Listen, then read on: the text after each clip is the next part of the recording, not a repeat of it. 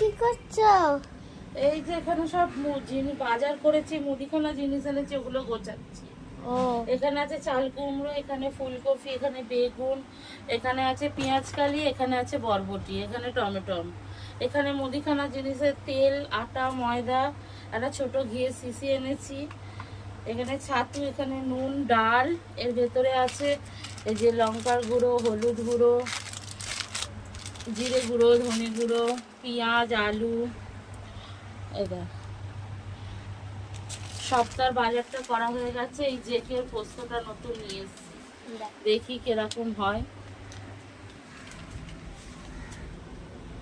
তো এগুলো গুছিয়ে নি। ও আর একটা জিনিসও এনেছি, এখানে আছে পাঁপড়, এই পাঁপড়ের 2টো প্যাকেট আর সর্ষে।